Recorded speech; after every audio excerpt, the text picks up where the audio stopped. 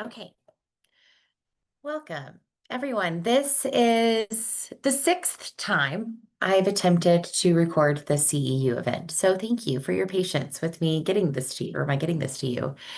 Um, but I think it's pretty appropriate, right? Considering this is still a practice of acceptance and commitment therapy. And with this practice, we have to accept some things that are out of our control and technology and everything else that comes along with it. Schedules and conflicts are usually out of my control. So here we are. This is now 10 days, I believe, after we had originally scheduled to do it. Thank y'all for joining me this evening, or at whatever time it is that you are now doing this event. I will remind you that if you are looking for CEU credits, this is a supervision CEU. So please email your takeaway to ace@acrossenvironments.com with your BCBA number. But kindly, we ask that you give us about 2 weeks to get those to you, as well as just to respond. So we have a part-time person who helps us in that department, and we very much appreciate all of the work that she does, but we also give her grace, kindness, and consideration with that.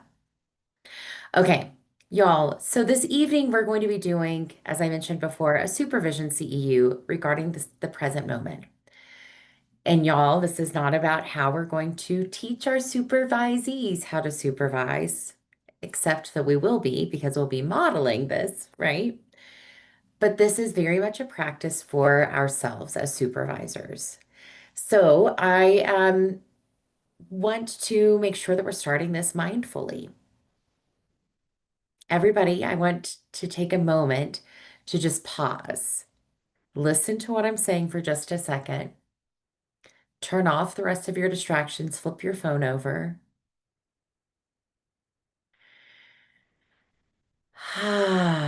Take a deep breath.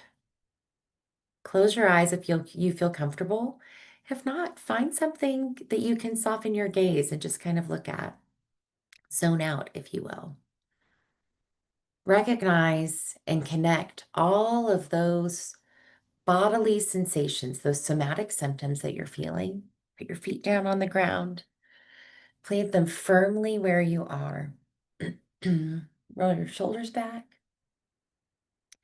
Notice if there's anything that kind of feels weird, feels good, feels released, feels tight, tense, feels like you're not doing enough, feels guilty.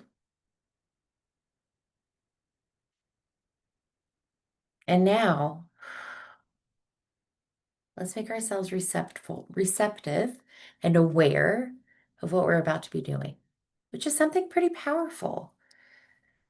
We have the right and the privilege to engage in this moment. And while right now it's asynchronous, right? That's okay. It's still quite nice what we're doing. Okay. We're going to talk about that quite a bit throughout today's CEU event. We're also going to be going through, there we go, our definitions. What is the present moment? As usual, I'm going to go through our literature review. And as usual, there's not a lot of behavior analytic research to support this.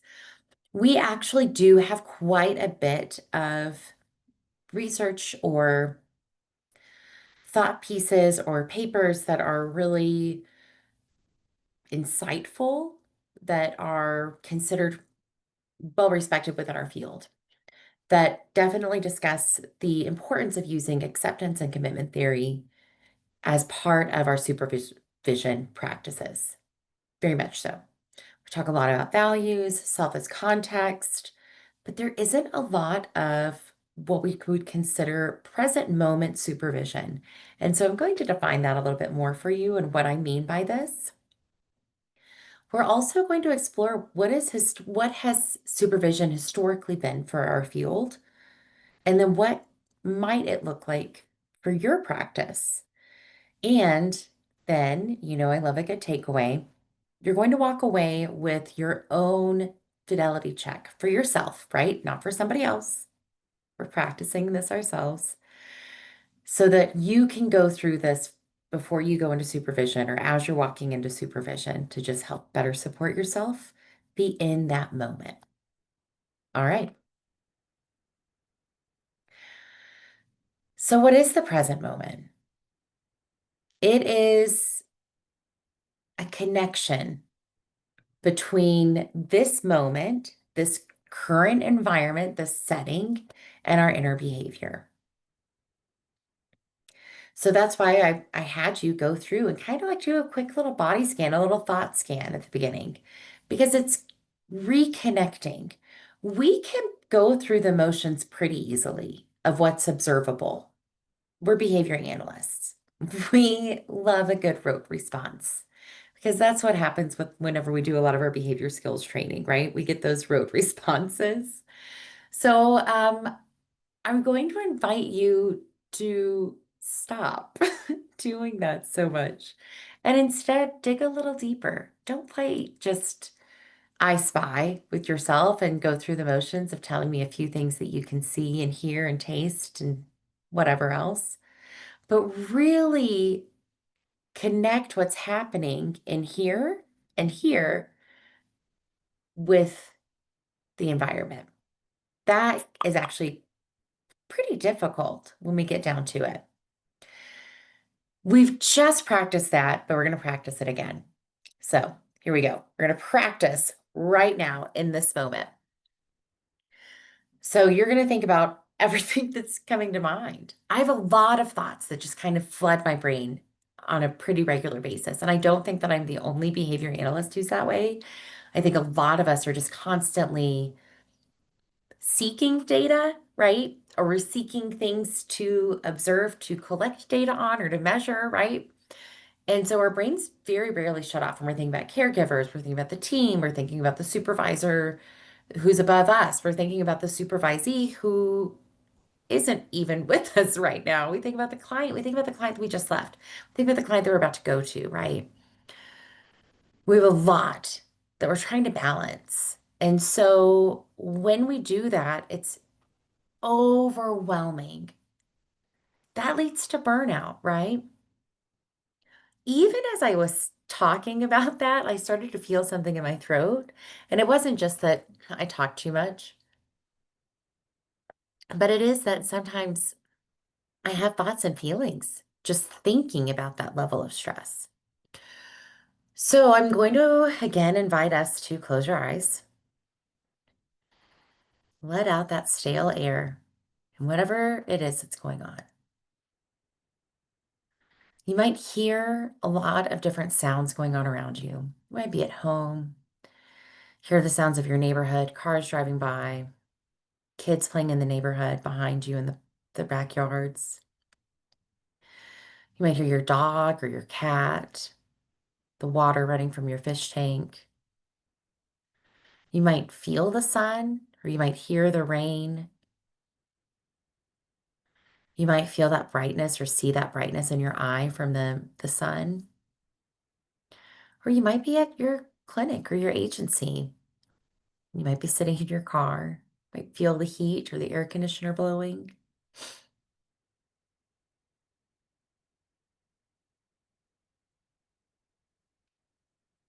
And now I want you to remember why you're here doing the CEU right now, other than the fact that you need a supervision credit.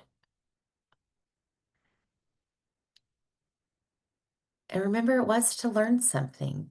There's this shared value that we all have to learn something. That's part of that overwhelming feeling that often happens.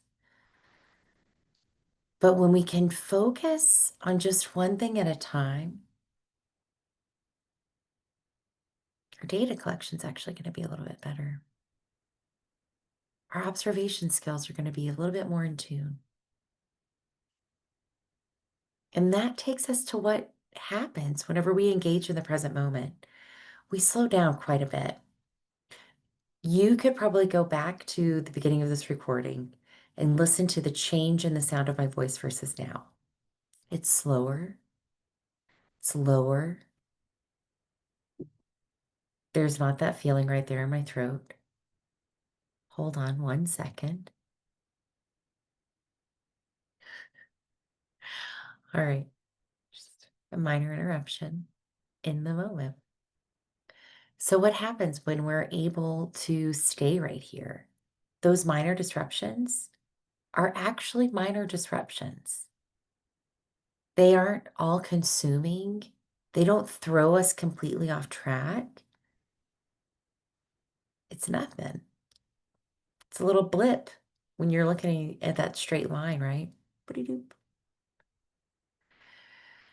But when we neglect that, when we neglect this moment or the moment that we're in and living in it, we also are only focused on the past, which is sometimes not great, or the future, which is also what causes that overwhelm, that uncertainty, those worries about the things that we can't actually control.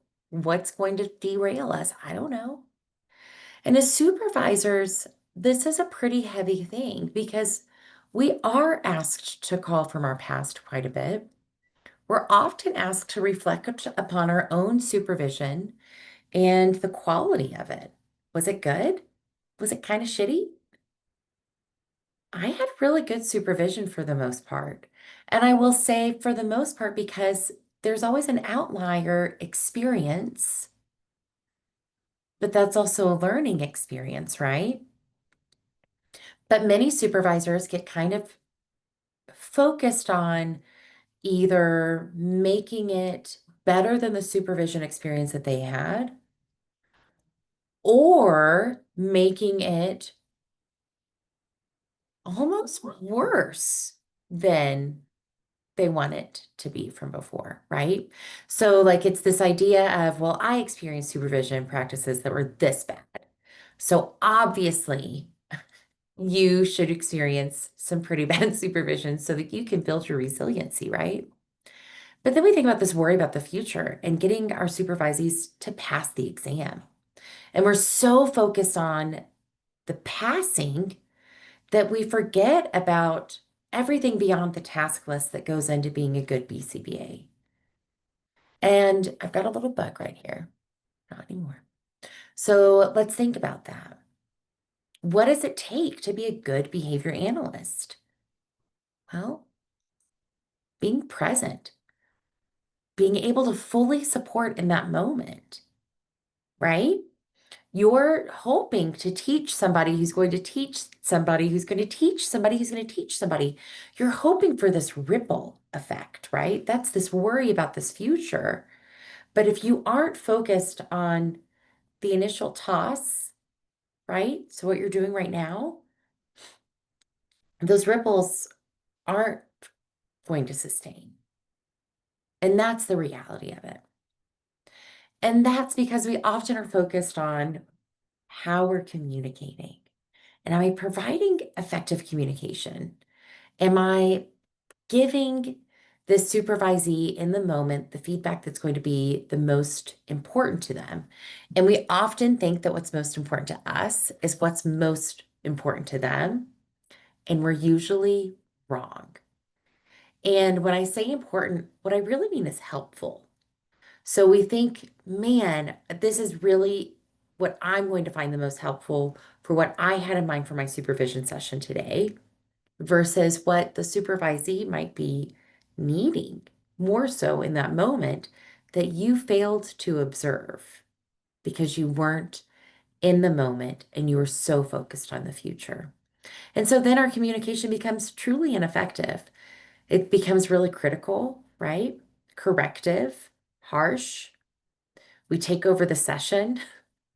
I'm guilty of that, right? We all are. We're like, you know what? It's just easier. Just watch what I'm doing. But it's not helpful. So we've got to think about this too. And that also then doesn't mean that we need to allow our supervisees to then just observe and just watch the session and be passive, as opposed to engaging in that challenge or meeting the session with their full presence as well. But you have to model that as a supervisor. And that's not going to happen if you show up, you've got your phone distracting you, You've got your kid in the background. You've got all of these things going on. It's not going to happen. So, how are you going to be in the moment? How are you going to communicate effectively and model these skills effectively if you are allowing yourself to be withdrawn to every distraction? If you are coming in with your ulterior motive for the session, and the reality is that you couldn't even get to it anyway because you started having to put out fire after fire after fire in somebody's home or at the clinic or whatever it might be, and you didn't get to it anyway. And then you became more stressed out. And then you kind of created and perpetuated within this environment this element of stress, right? And exhaustion. Okay. So historically, this is what we've talked about. This is what supervision is. We very much focus on the task list. It makes sense. We want them to pass an exam. It's a reflection on us, right? How many supervisees do you have that have passed the exam? Fantastic. That's a reflection on you, right? It has nothing to do with your supervisee. We know that's not true. I love it whenever universities and grad programs will put that as part of like their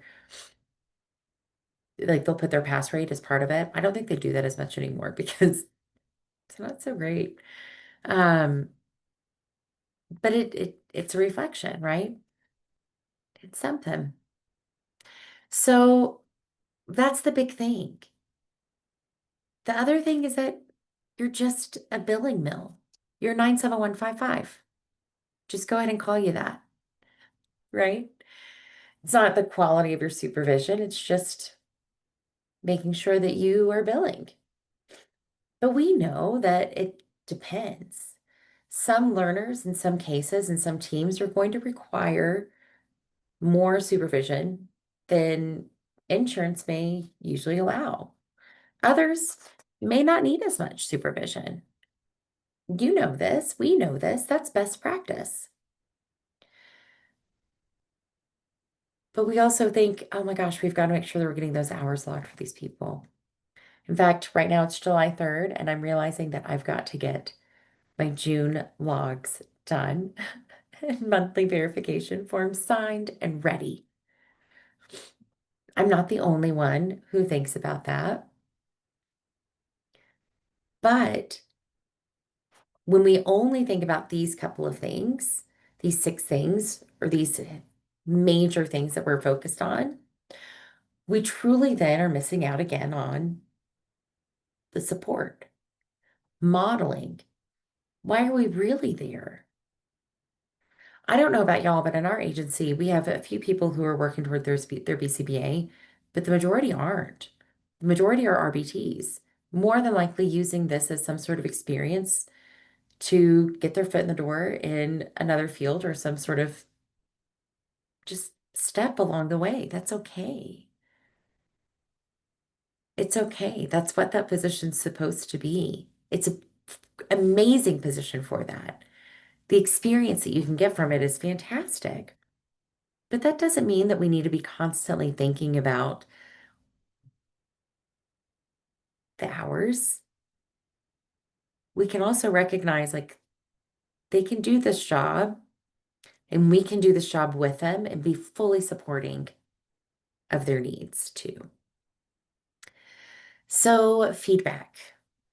When we give feedback in the moment, is it meaningful? What does it look like? Are you given the shit sandwich? Nobody likes the shit sandwich. Stop doing positive, negative, positive, positive, corrective, positive.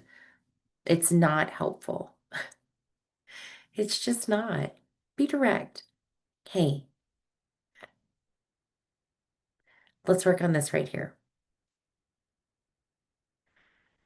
Here's why it's important that this is the skill that we're working on and you don't skip it.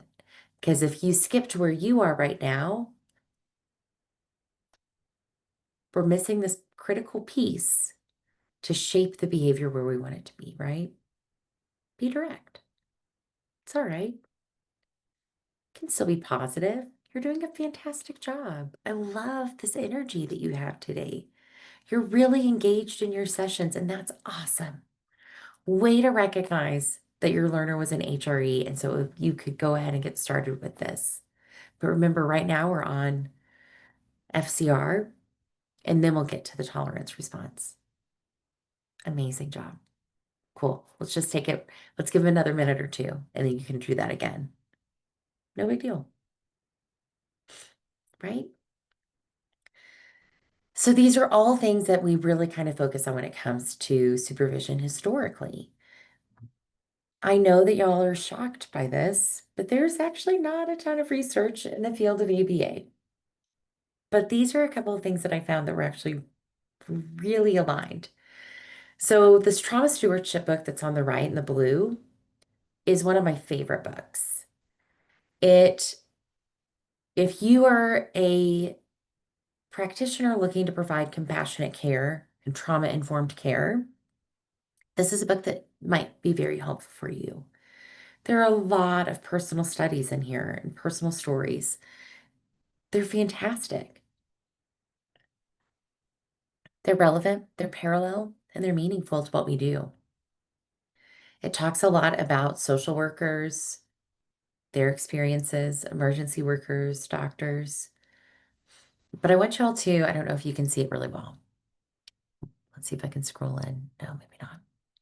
So this little cartoon, oh man, I can't even read that now. Hold on. Oh, oh no, I left it at work.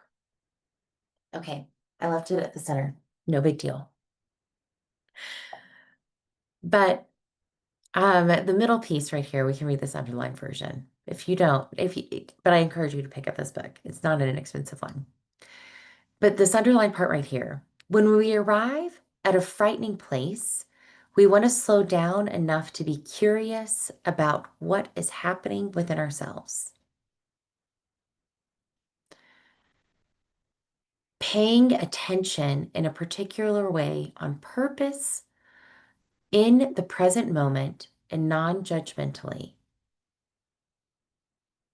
Being aware of your awareness and paying attention to your intention. In my clinical opinion, that's how we prevent harm within our supervision practices.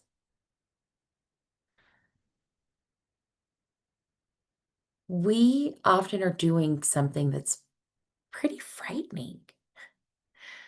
I often like to tell people it's not a big deal. We're just working with kids. But it's not always that, right? We have to prove medical necessity to insurance.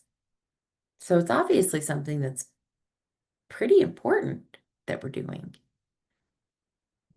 I don't often look at it that way because I think that many of us find this as second nature as seasoned behavior analysts.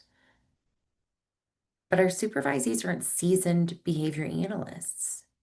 Maybe they are, and they're just getting their hours, and they're like, it's just taking me this long to do it. It's fine.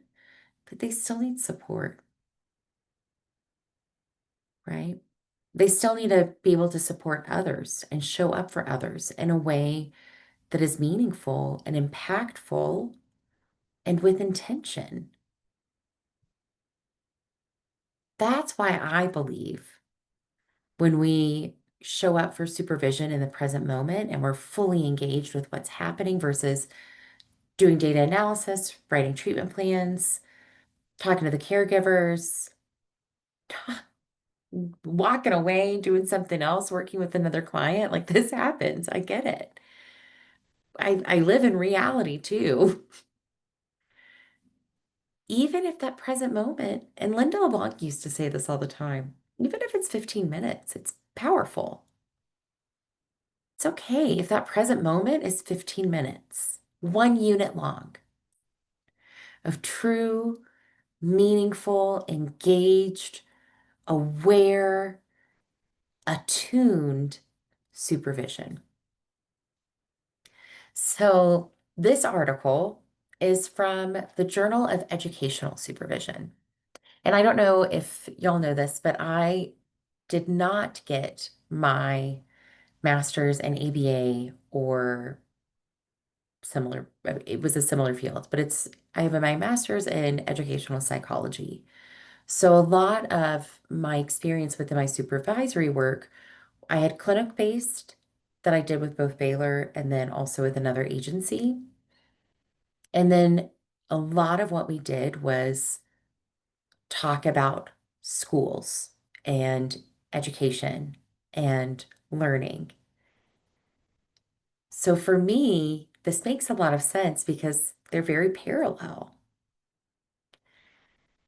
This is talking about what it looks like to be a mindful supervisor when you show up into the classroom, which is very parallel to what it's like to being a BCBA showing up to a session with an RBT or a supervisee, right? Very parallel. We've observed this. Many of us have worked in the school setting. We've seen this happen. We've also been that person walking into the classroom where immediately there are observer effects. We get it. We know. So this article, Mindful-Based Supervision, Awakening to New Possibilities, is pretty cool and very parallel to the field of applied behavior analysis. So, if you look at this column here on the left, it says supervision model. This is essentially the way our current best evidence-based practices suggest. Look, these are recent articles. So we've got, I think our oldest article here is from 1972. Oh, no, sorry, 1969. We know what that's like. Yeah. But then the rest, 2019, it's not old stuff here. But what we're finding here is that there's this intersection between awareness and mindfulness and supervision. And I today am arguing that that's true, right? So when it basically is talking about how we have this increased awareness, we have greater outcomes and the data to support it. So I'm going to back up for a second from the present moment. At the very beginning of this, we were talking about how we can become better observers when we are engaged in the present moment. A lot has happened to distract me while presenting this material to you. But I've remained engaged in the present moment. I've remained engaged with this material despite the sounds, the people, the movement. It's okay. We get pulled in many different ways, and it's okay for us to say, hold on one second. I gotta finish this up. Nothing is that urgent. When I was doing this live, I made the mistake of saying, no, like that you can put your phone away for an hour because nobody needs you. I was like, that's not really what I mean. But to some degree, it's true. Nothing is truly that urgent, right? My son came in for a second. That's fine. But at the same time, he created a sense of urgency that wasn't there. And so I don't know if you could hear my husband in the back. His dad was like, hey, you don't need it right now. You're creating this problem. You're creating this emergency that isn't there. It's okay for us to be the ones who signal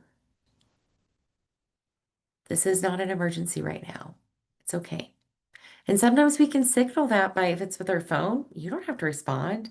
Slack, you don't have to respond right away. It's okay. You're engaged in that present moment. Or you can say, hold on. I do that all the time. Give me one sec. That's okay. You're signaling. I like to call it signaled extinction, but it's not really extinction because eventually you are going to reinforce this behavior. You're just not reinforcing the urgency. or the behavior that is making it urgent, if that makes sense.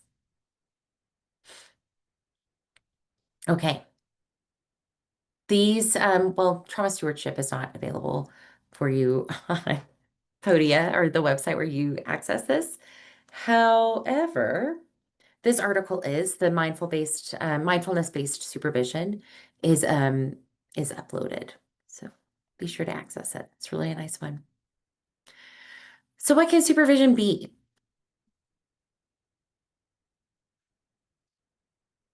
Well, we talk about this all the time. It can be collaborative. How are we going to be collaborative if this is what we're doing when we walk in? Or hold on, I've got to update these graphs. No, you don't. That's the 97155 talking. And I'm not saying that you have to do this after, right? Like I'm not saying that you have to like not bill for your time or like not, I don't know, don't work after hours for this type of stuff. But I guess what I am saying is you don't have to right now.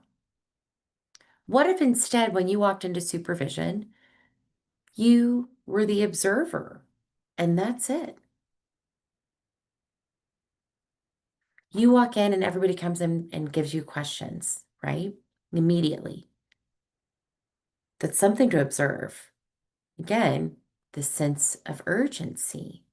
It might also tell you that you're not there often enough or that you're too available. You've reinforced this urgency too much.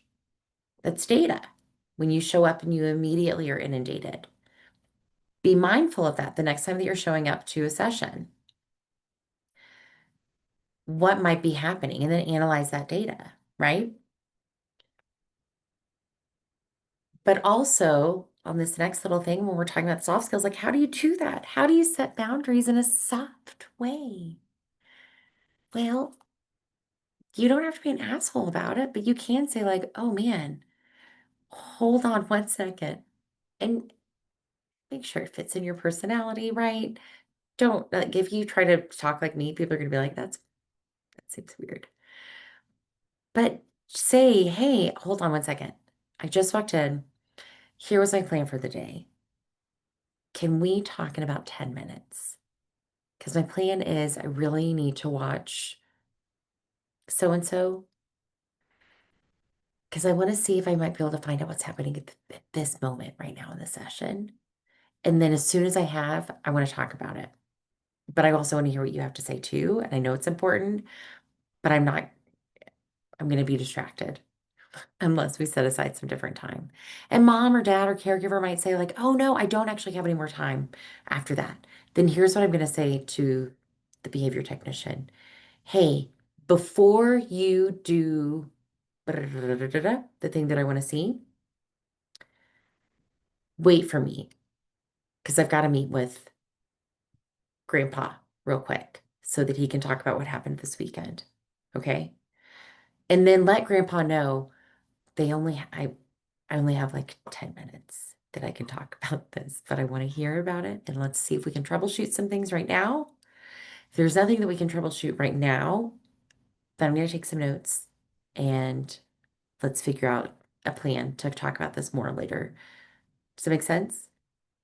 You're signaling, you're communicating, you're letting people know I have to engage in this present moment. Here's how I'm engaging in this present moment. It's okay. It's okay to do these things. Then you're going to create these opportunities for these people to problem solve, as well as for you to problem solve within the moment. All of this stuff is happening at once. What are you going to do about it? I don't know. Sometimes what I want to say, but we can't, right? We do usually have to come up with some solutions, but we can ask our supervisees for some of those solutions or some ideas. But we can't do that if we haven't been a present supervisor. If we're the one who's always turned off their camera or is always on their computer whenever we're there, or only talking to the caregivers, or only taking over the session, we're not we're also taking away opportunities for the supervisee to problem solve, to engage in critical thinking skills. We're helicopter supervising, right? Or we're the complete avoidant supervisor. But supervision can include this trauma-informed element. And we do this in our agency a lot. We talk a lot about the buffers with our staff. And we talk a lot, and we provide QR codes for different resources that help support the buffers. So like free and reduced mental health care, um, free and quick meals, or like 30-minute meals for like one or two people, um, like recipes for those types of things. Yoga. We live in Colorado, so lots of hiking trails that are nearby. We try to support things that support the buffers. And if you aren't familiar with the buffers, we've talked about it in previous events, but this is this idea that comes from the medical community, Dr. Nadine Burke-Harris, but it's been given a behavior analytic lens by Dr. Camille Kolu. And the six buffers are exercise, nutrition, sleep, relationships, mental health, and coping skills. So every time that we are doing something like this practice of ACT, engaging in the present moment, we're practicing those coping skills, which is awesome. Are already embedding in this idea of trauma-informed care by providing 1/6 of the buffers, right? But what if there's more that we can do as supervisors? We can. We can do these things without going into a dual relationship, right? The QR codes that we provide are just QR codes. I'm not inviting everybody over for a meal. It's okay. I'm not saying, hey, we should be friends as part of your social community. But we might put in like resources for like women's groups or volleyball leagues, softball leagues, intramural sports. That's always a lot of fun. We have opportunities too for our staff to get together once a quarter. That's just kind of a free for all, let them have fun. Sometimes we do it at a park. Um, we never do it at a bar because, again, we want to be trauma informed. We want to make sure that what we're doing is appropriate, if you will, for the safety of our staff and our supervisees. And I will say this, we do a lot of we practice a lot of self-assessment within our supervision. We do a lot of perspective taking. Caregiver support is one of the reasons why we do so much perspective taking. And I tell this to supervisees all the time, which is I was the best parent before I became a parent. And then I had a rude awakening and a struggle as trying to balance being a behavior analyst and a parent. And then I recognized that I shouldn't be trying to balance the two because then that clearly is showing me that as a behavior analyst, my practices might not be very compassionate. True story. So I try to model this perspective taking because I've been there. That's what I feel like supervision can be. But here's again what I'm going to say, and this is again what the research outside of behavior analysis says, which is when we are truly aware of ourselves and what we're bringing and what we're projecting, we can usually prevent that projection and instead present a responsive and supportive environment conducive to learning, safe enough to grow. Remember, the rat is always right. And in this instance, the rat's the supervisee. I talked with a good friend of mine who said that somebody was refusing to sign off on a final verification form or their hours for the month because they didn't, and not all of them, but like a few of them, because they didn't pass a fidelity check. What? That's not on the supervisee. Not only should those hours be counted, but then the supervisor should have scheduled some more hours to then make sure that that supervisee did meet it to criteria. The rat is always right, y'all. But if we're focused on the past and we're focused on the future and we're hell bent on making the future as hellacious as our pasts, we're not going to be helping anybody. Instead of a ripple, you're going to just see like a big thud, right? Because nobody wants to have you as your supervisor anymore. And, or you're going to be then creating that next behavior analyst. Great. That's what our field needs more of. So now let's develop our supervision plan. What's this going to look like for you? I'll tell you that as somebody who practices ACT, it's a practice. It's going to fail. You're going to try again, practice again, fail again, right? But Stephen Hayes often talks about ACT as this thing that it's like getting back on a bicycle. Like you're going to get back on. You're going to keep going. For me, I grew up in Texas and it was always get back on the horse, right? You're going to get back on the horse. You get bucked off, you get back on. You have no other choice. What are you going to do? Walk? Pfft. So it's the same thing. We often are afraid to get back on the bike or the horse. And then that ends up reinforcing a lot of avoidant behaviors with our supervision practices. If you find that you're avoiding a house or avoiding a learner or avoiding a supervisee, there's usually a reason for that. You might need to analyze as to why.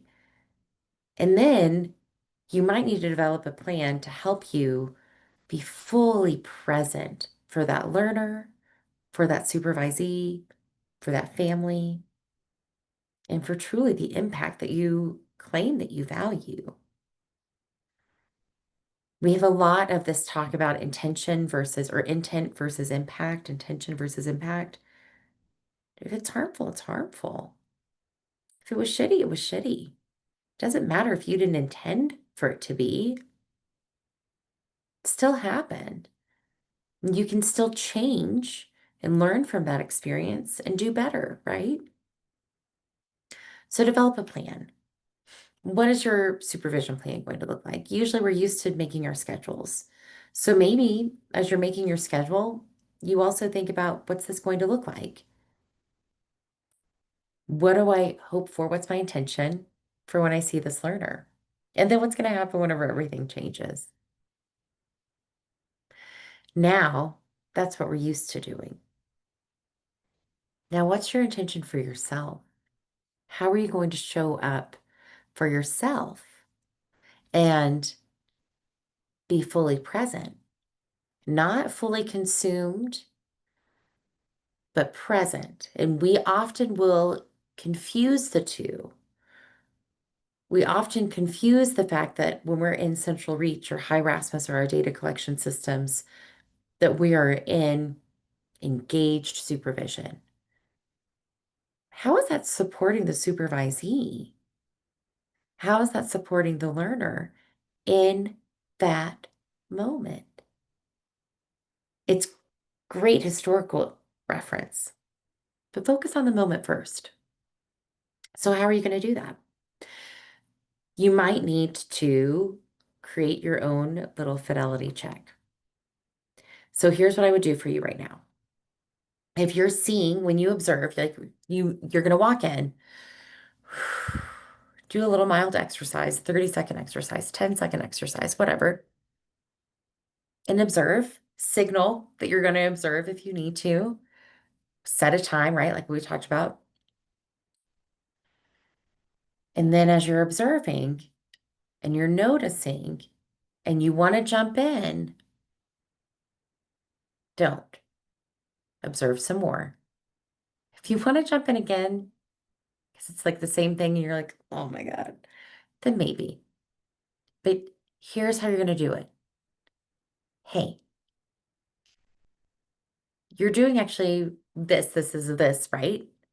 Which is awesome. But when you're doing this part, I need you to do it like this. Or you don't even have to go that far. You could just ask a question, which is, hey, and I hate this question, so don't ask this one. Don't say, hey, why'd you do it that way? What was your rationale behind this? That puts everybody on the spot and immediately puts people in the defensive, right? It does for me at least. So, one of the things that I have received well, as somebody who doesn't always receive feedback well, is the question of when you're doing this, tell me what you've noticed, right?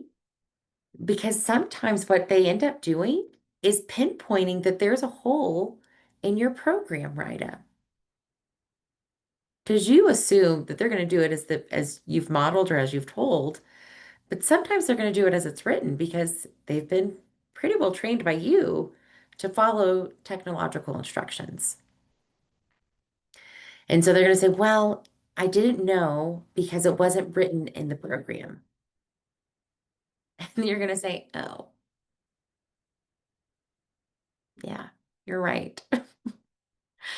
I am going to fix that. Thank you. I appreciate it. Yeah. Right. And then then you can say, like, all right, I'm going to fix that. So now do it the way that you would want that makes sense to you. And then that almost always fix the wrinkle. But you have to set up that vulnerable moment and that vulnerable situation. Otherwise, it's not going to work. Okay. Uh, and then if there's ever something that's like truly egregious and you're just like, oh my God, like this is going to completely derail the relationship, everything, set another time. We all have observer effects, right? But if you immediately give feedback and then that learner is neglected, you've also kind of failed at your supervision job. Because then at that point, it's not about anything that's happening other than something that you're projecting or something that you feel is that urgent. And remember, nothing is that urgent. So it's okay. Say, like, you know what? Let's pause on this one because I think we need to touch base on this one some more. Or let's talk more about this one. We've had it where like we've completely had to take over a session before, and that's also okay. And the reason why is because we recognize that this job is really hard. We're like what we talked about in that lit review, trauma stewards. We are providing this compassionate care, and that's really difficult. So check in. Check in with yourself. What are you bringing into this moment? Are you bringing in anger? Are you bringing in resentment? Are you bringing in perfection and projecting your needs for perfection? I do that all the time. Most of us do. We're behavior analysts and we're perfect. So, duh, right? Man, that's when you've got to engage in those somatic checks, right? When you're observing and you're starting to have some inner behavior, better realign. Because if not, you're going to be projecting. You're going to send the inner behavior out. And that's not always values aligned. It's not always promoting a soft skill or modeling the behaviors that we want to promote. So develop a plan that might work for you. This is one of the plans that I aligned or designed in Reframe. Shameless plug, still available, ebook as well as hard copy. Um, but I will say this helps. It helps me quite a bit. So I take a check on my somatic symptoms. Where am I feeling stuff on the inside? Do I feel tension in my shoulders? Do I feel pain in my lower back? Ooh, yeah, a little bit. Do I feel tightness in my throat, tightness in my chest, a headache, tension in my forehead, tension in my temples, tension in my neck, tightness in my hands, throbbing in my arms, restlessness in my legs or my feet? These are all things that could happen. Butterflies in your stomach, right? These are inner behaviors. These are shared experiences. Check in with them. They're signals, right? And then breathe. And yogis and psychiatrists and psychologists, well, I don't know psychiatrists, but psychologists will say breathe into that space. And y'all, I don't know if it's my ADHD or what, but like that makes zero sense to me. So here's what I would say. When you breathe in, see if you can fill up air so much so that it goes to where you need it to go.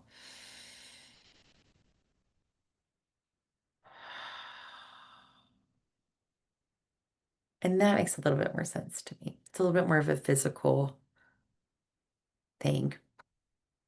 Then check back in with your inner behavior. Were there thoughts that were coming up? Were there memories that were coming up? Now you have to make a choice. Are you going to engage in something that might be avoided? Something that might be less than a stellar representation of an ideal supervisor? Or are you going to show up in a way that's going to be supportive, responsive, present, aware, mindful, without distraction? Are you going to be able to re-engage then? Yeah. And then, as my grandfather would always say, from that mistake, those things that came up, sometimes it's not even a mistake. Sometimes it's that thought that you didn't let out. It was that inner behavior and you made a choice. But did you learn something from the thought that you didn't let out? My grandfather would always say, baby, did you learn something? Every single time, continuously. But we can't unless we are happy, relaxed, and engaged, or as my friend Maudie would say, regulated, relaxed, and engaged. What does that look like for you?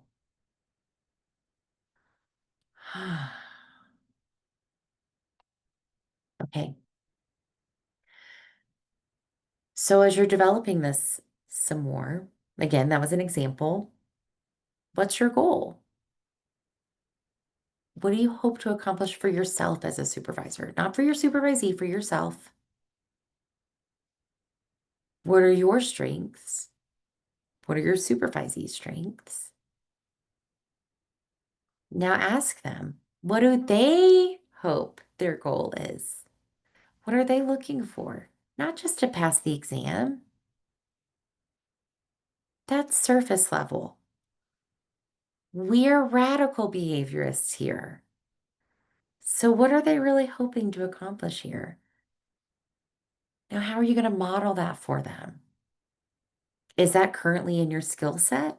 Do you need to seek outside mentorship to make sure that you're able to provide the support that they are going to need? And are you going to be able to continuously motivate yourself? And them through a values alignment? This is how you develop your plan. Account for some of these things.